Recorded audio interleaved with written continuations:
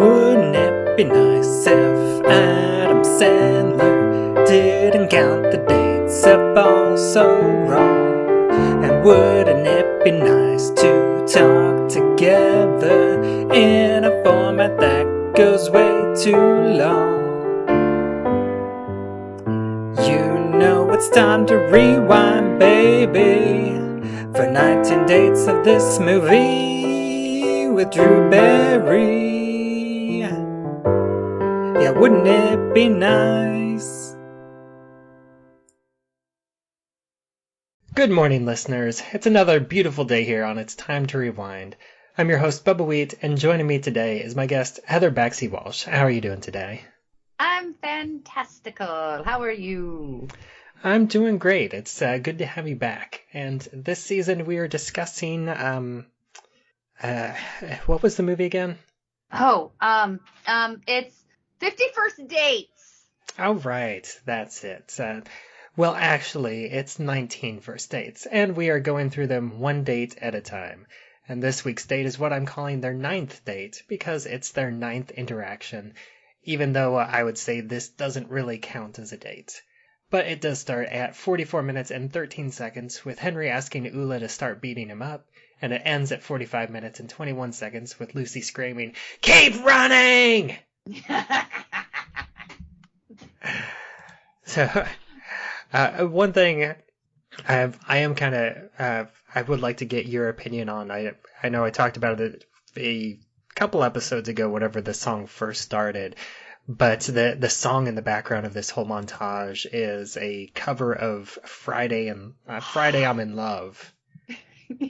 Yeah, and let me tell you, I watched my clips earlier in the week, and I took some notes, and then as a refresher today, just to see it again right before the show, I watched it again. But it's been almost a week now, I think, and it continues to seep into my head. It's a damn earworm. I can't get it. I can't get rid of it either. And this version, which I'm not as familiar with. Yeah, I'm not going to go like too deep into it, but I am kind of curious. I have to look up his name again now. Yeah, so this cover is sung by Dryden Mitchell. Do you know who he's or what he's from? No, I do not. He's the lead singer of Alien Ant Farm. Oh, okay. Yeah, I would have never pulled that. Yeah, I didn't know him as a solo artist either, but I do think that he does well on this cover of Friday I'm in Love. In fact, like it's one of those things where whenever I was listening to it, I didn't like pay too much attention to it, and I didn't even realize it was a cover. Like it is different enough that you can tell that it's a cover, but it's similar enough that if you're not paying attention, you can get like it feels like it has the same rhythm and yeah, you don't notice it if you're not paying attention to it, but right. You still are aware that it's there, which I mean is great. And like I said, it's been stuck in my head. I keep finding myself singing it, which I'm very, very familiar with the song, so it's fine. But to actually linger that long and get stuck is a good thing. That's what you're aiming for. Mm-hmm. And so going into today's date, this is Adam Sandler convincing Ula to beat him up. So what's your thoughts on Ula and Rob Schneider as a character in this movie? Okay, well, I mean, it's a perfect Rob Schneider character. I was just recently having a conversation with my brother about Rob Schneider specifically, and it's the Will Ferrell effect too, where typically I am a fan of Rob Schneider as long as he is not the centerpiece of a show or a movie. When he does stuff like this and he's a total goofball, I think he's hilarious and he's at his best. But in small bits. In this particular scene, he's an annoying character. So, I mean, I love it. And also, Lucy's definitely my kind of woman. Yeah, I do feel like that you're the perfect guest to have on for this scene, because this feels like something that Heather would do.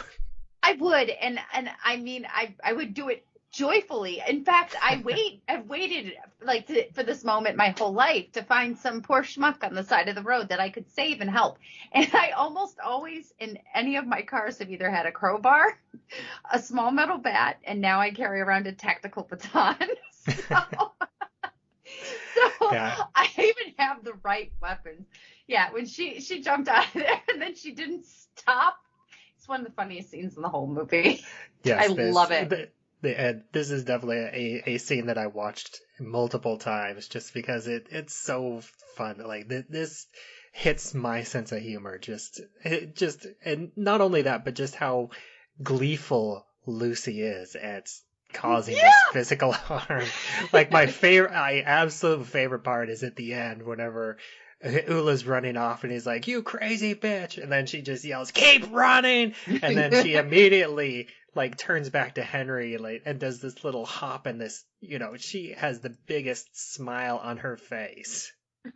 It's absolutely joyous. And that's the thing that, I mean, the contradictory aspect of her character, because she's so sweet, so to burst with this, when she opens her mouth at the end, and like you said, she yells at him, "Keep running!" It's like, oh, she's terrifying and funny and cute all at the same time. How is she existing in the same body? But, but I mean, that's the beauty of the whole scene. It's great. And the sound, okay, I've hit someone with a metal bat before. That's not what it sounds like at all. But that's what happens when like that. You wouldn't even hear that sound if Ula had like metal implants, because you wouldn't get that metal on metal sound because it would still be metal hitting skin. Yes, and it makes a resounding sound. My daughter, she was at a birthday party, and one of the younger children was playing and swinging around a bat, and she hit my daughter right in the head with it, like as hard as she could, like Lucy here. I mean, she swung like Lucy, like it was her happiest day. I don't know if she was actually trying to hit my daughter or not, but that sound was, boing, it sounded like the bat bounced off her head.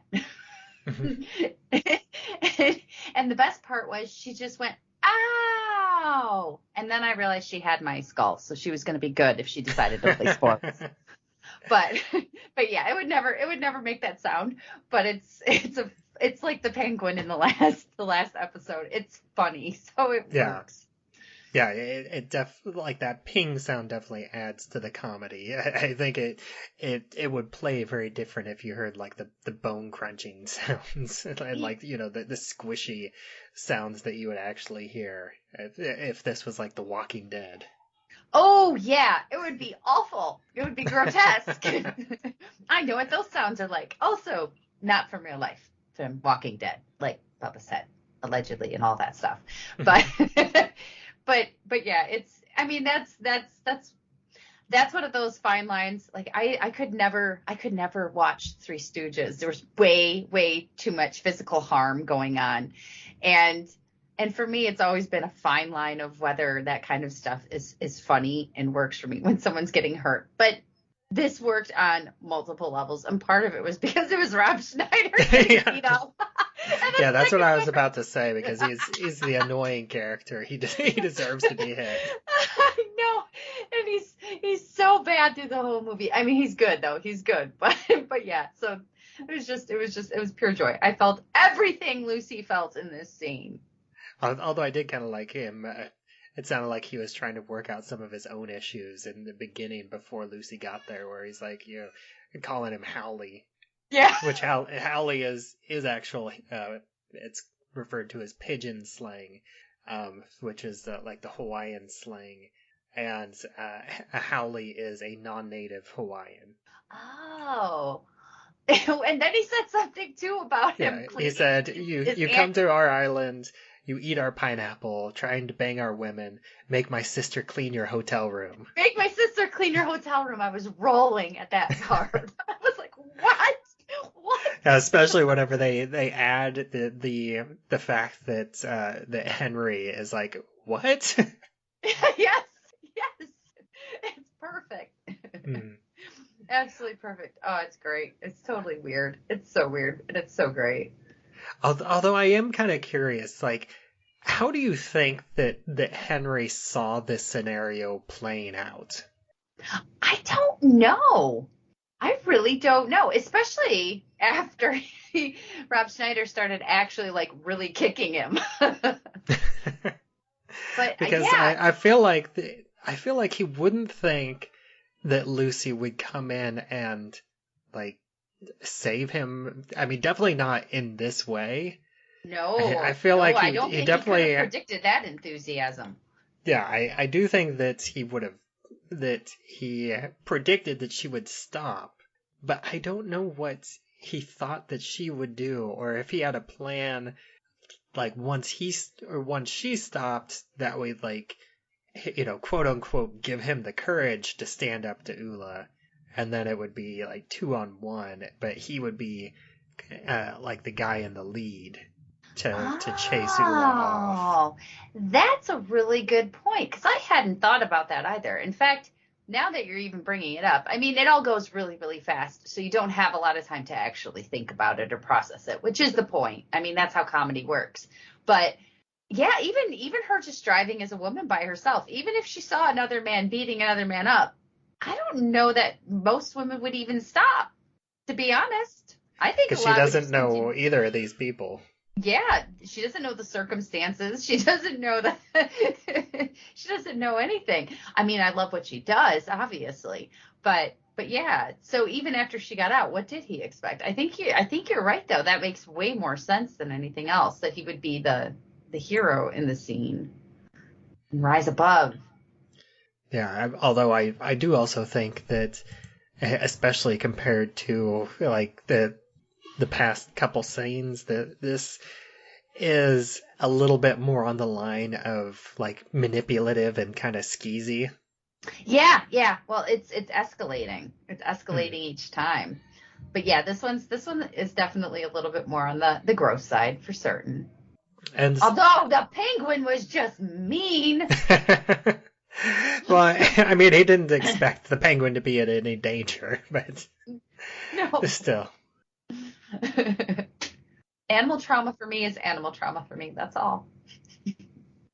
And I did want to ask you, like, I know you said that you watched the whole movie, but because of health issues, you weren't able to join me for the first two dates of this whole road montage.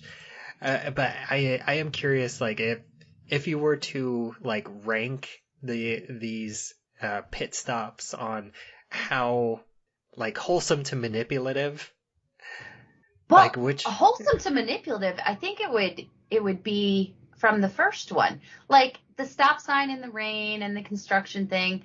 It's it's cute. It's cute because there's no ill intentions there and he's not asking anything of her to uh anything to do. But and the penguin one is cute because the penguin's cute. So the penguin one is cute because of that, but there's danger to the penguin, so I immediately am upset with that one. And I forgot what is the other one. I think the first one he's just standing on the side of the road with something, It's isn't it? the he has the fake dead battery, and Oh, and it's the double fake out where he pretends to get shocked and then she pretends to be upset because her grandfather died jumping a car. which is funny, but that one's also really terribly manipulative. I don't I know. think I think that one is.